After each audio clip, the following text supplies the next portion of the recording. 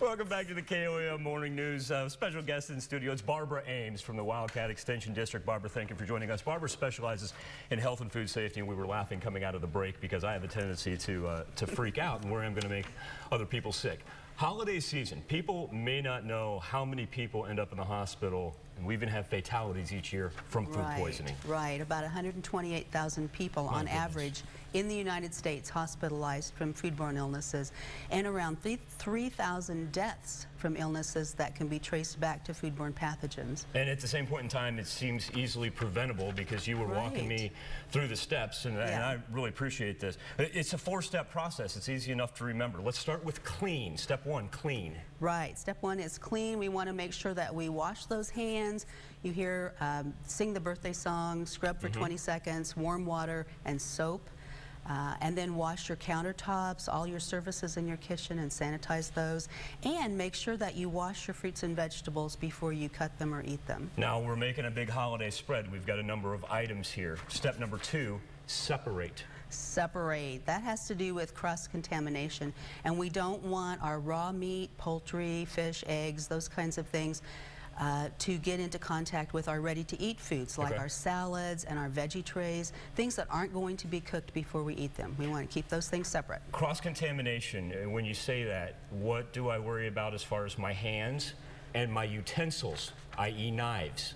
Okay, you want back to that washing part. We want to make sure that everything is clean, and then to start with. And then when we are using our working with our raw meat and poultry, we want to use clean knives if we move on to the ready-to-eat foods. So wash hands in between, cut in between, or clean your knives and things in between. Use a new cutting board. Okay. All those kinds of things. Yeah. All right, so we're prepped. Let's cook.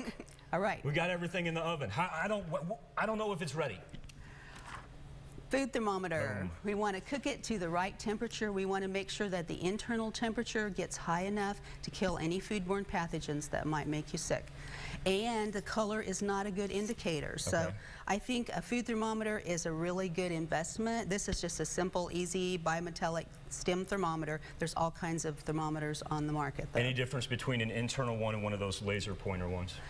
They both do the job. Okay. Yeah, they just work a little bit differently. There are ones that work better for hamburgers and stuff because they don't have to be inserted as far. This one has to be inserted up to the little dimple. Okay. So, but anyway, food thermometer is a good idea because color is not a good indicator. You need to take the temperature. We've got our meal done. We've eaten. Oh, we've just enjoyed it. I'll just leave the leftovers out on the table, right? No, so people can snack. Yeah. Oh, yeah. It's fine. No, we want to make sure we get those chilled within a couple of hours, thermometer for your refrigerator is a good idea too, to make sure that it stays below 40 degrees, right at 40 degrees or a little bit below.